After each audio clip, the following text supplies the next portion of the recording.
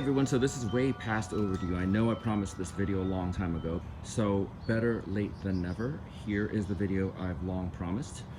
So this is my 2019 Tesla Model 3, which I bought in March of the same year. 3 years later, it now has 41,000 miles on it. And I'll explain some of the reasons why I bought this car. This car really does serve all my needs, and we did a lot of research before buying it. One of the key things, obviously, being an electric car is that you never have to buy gas again, which makes a huge difference. Our house is equipped with solar, so at the end of the day, our electrical bill is not that greatly affected, especially because I have this thing set to charge automatically at 2 a.m., which in some parts of the country, such as where I live, is the lowest electrical grid tier, which means I pay the least for electricity at 2 o'clock in the morning. So the amount of electricity to offset the fuel is very significant. And we actually factored in the fuel costs to the monthly payment on this car, and we ended up coming way ahead, meaning that compared to how much I was paying previously, plus the fuel, I was paying significantly more per month than I am for this car and electricity. So that was pretty much a no-brainer for us. My standard procedure when I come home from work is I pull into the driveway, I back it in, I get out, and then I open the garage door, which I can open from inside the car. I have my electric plug right here, and push a button, the door pops open, and plug it in, and I walk upstairs. Literally takes a good 5 seconds at most. It's really nice to wake up every single morning to the equivalent of a full tank of gas. The interior of this car is pretty standard for the Tesla design language. It's very minimal, and some people don't like it, but I've actually grown to really appreciate the simplicity of the car. It's quite comfortable, despite people complaining about the seats being minimally padded. I've never found these seats to be uncomfortable at all. The rear is quite spacious. It has fold-down rear seats to get to the trunk, and they do fold all the way down, which gives quite a significant amount of length. One of the things that's really surprised me about this car is the trunk space. My brother-in-law got his Tesla Model 3 right before I did, and we were coming back from a family dinner one night, and there were 5 of us in the car and a bunch of meals and luggage and things. And I looked at him and I said, we're not going to fit everybody in all this luggage in there. And he said, oh yes, we can. So he popped this open, and there's an enormous amount of space back here. This is normally where the spare tire or the gas tank would be on most cars. And so being an electric car, you don't need it anymore. And so there's extra space down there. He popped that open and put all the food in there. Pretty impressive. Then there's all this space for luggage back there. I've popped the front trunk essentially from the phone, but this is the single motor version, and so there's a little bit more space than the dual motor, if I'm not mistaken. Again, if you know, please correct me in the comments below. But there's also more storage space in the front right here. The interior of the car, as I said, is pretty straightforward. We got the wood detailing. I believe there's also a number of different variations, and if you have a 2022, I'm sure they've introduced even more. But essentially this car is the Model 3 Base Plus, and it has a range of about 230 miles. Tesla recommends that you never charge more than 90%. We keep it at 85%, so I believe I get about 190 to 199 miles. It seems to vary depending on the morning, so I'm not sure exactly what that is about. But essentially, we got the basic one with the piano black. It's actually quite nice. I do agree with some of the people that the piano black scratches rather easily.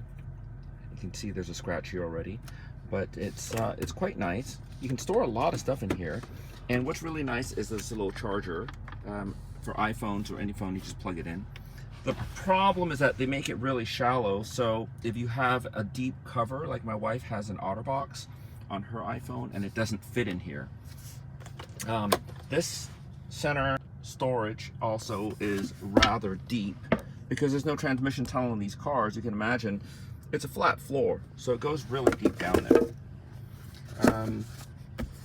And as far as the screen is concerned, it's essentially an iPad, and my son really likes some of these functions here, like for example the sketch pad, so you can do sketches. So he likes to do this when we're waiting in line in a drive-through. Kind of keeps his boredom occupied, I suppose. There's quite a few other games which I've never even really explored. My son probably knows a lot more. This is probably another one of his favorites. Let's see if I can get this working. So you can actually control the fart. So it really keeps the kids entertained, and this one actually works when the car's in motion as well, much like the sketchpad. A little gimmicky, but I've been actually pleasantly surprised with how entertaining this has been for the kids. So this is a feature that I never thought of, but now that we've had the car, I probably would never get another car without it, and that is these cameras. So the Tesla has about 6 of these cameras, and they are amazing. Now, some people might argue that these cameras infringe on your private life and that Tesla can be spying on you and such.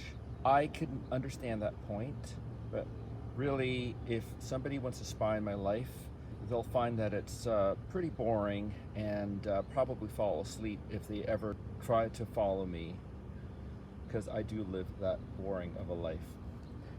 But all joking aside, these cameras are pretty amazing. And so what happens is you basically, whenever you're parked anywhere, the camera will go into sentry mode, which basically means that if anybody, so say for example, if I am at a supermarket and somebody pulls up beside me and they tap my door, they bump my car or something, the sentry system will automatically activate and send me a notification when I come back into the car, which is pretty cool. And I can play the video back and see what happened. It'll even, because it's got cameras in the back and the sides, it'll even capture the license plate of the car that bumped me. So, obviously it has an ongoing dash cam as a result, and that is pretty amazing because the constant dash cam has been a lifesaver. I have an interesting incident that happened to me that I was absolutely saved by the Tesla cam, and I'll play it right here. So this black SUV cut me off coming out of a 7-Eleven. I didn't really gesture or get angry or honk or anything. I just let them go. I just come back from vacation. But when they came to this intersection, almost to a complete stop, I thought they were dropping a passenger off or something. Apparently they weren't too happy that I went around them and gestured out the window. So this is the part that gets weird, because they flipped me off even though I never reacted to them cutting me off. My insurance adjuster told me that it's quite common for people to preemptively retaliate when they are the guilty party because they expect you to do so. In this case, what they did was they came up and smashed the side of my car purposely. Now, the next part I probably shouldn't have done, but I was pretty angry at this point, and so I boxed them in between some parked cars like so. It was at this point that I remembered that Tesla Cam had probably captured the entire incident in high-resolution video, so I let them go. They actually threw it in reverse and ran out of there really quickly. I turned this footage to my insurance company, and within 24 hours I received an email from them stating that I was 100% not at fault and that they would pursue the other party's insurance company for the damages as well as my deductible. I took the car to a certified Tesla body shop, and it took them about 14 days to order a new fender for me. And once it arrived, it took them another 7 days to get the car repaired. But the car is back to normal now. It runs and looks brand new, and I am very happy with the whole experience, thanks to the Tesla cam. I don't know of any other car that has multi-angle high-res dash cams as standard equipment. And if I had been in any other car, I probably would have gone through a lot of hurdles to try and get my claim out of this incident. There would have been a lot of he said, she said type situations. The police reports probably would have been very limited. And at the end of the day, I might have been out of luck in this whole situation. As a result of this incident, I've added multi-angle dash cams as standard on my list of requirements for my next car. And as far as I know, Tesla is the only car company that offers these cameras as standard equipment.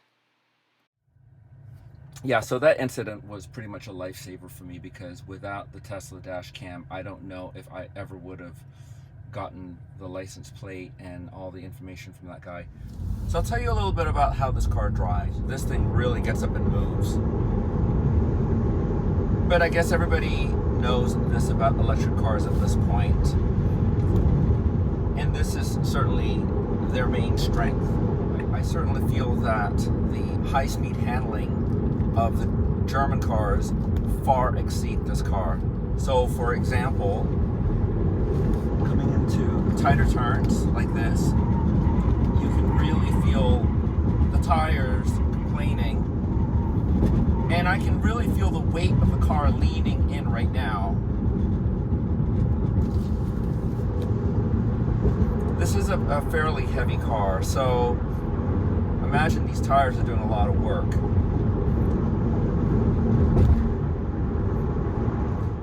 As I said earlier, one of the other things that I love about this car is the autopilot, which in bumper-to-bumper traffic in Los Angeles, you really need something like this.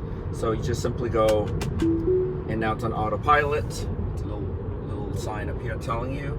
And the car steers by itself. It adjusts for speed, and I can increase the speed just by doing this little dial here. And now I'm increasing my speed, and the car adjusts for everything. And to disengage, I simply tap on the brake just like I would with cruise control, and it disengages, or I can just push the stalk back up and it'll do that. This has been a lifesaver for me. There was a day when I came back from work not feeling well, and I got on the freeway, and it's about an hour and a half commute for me typically. And I remember getting on the car, getting on the freeway, and saying to myself, I may not make it home. I am that sick. And so I put it on autopilot, and the car practically drove me home by itself. And that was truly a lifesaver. So let's talk about the negatives of this car for a second.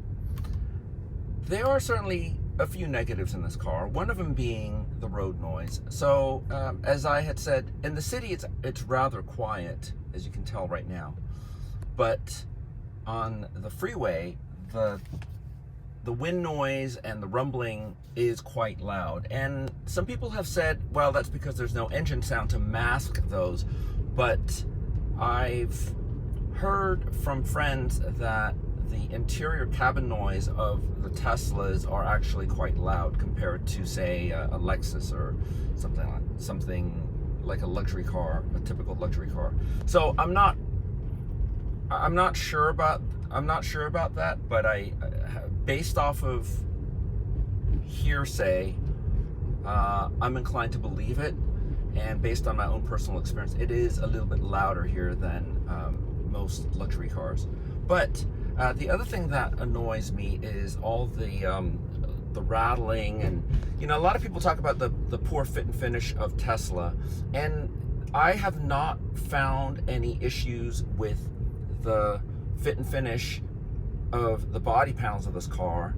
Certainly in our Model S, which is an earlier version, the fit and finish on the Model S is certainly problematic. But this car has not had, I've not noticed any body panel fit and finish. However, the interior rattles have been rather annoying. And I've brought this car into Tesla about 4 or 5 times now, and they have not been able to solve all the rattles and squeaks and little rubbing noises inside here.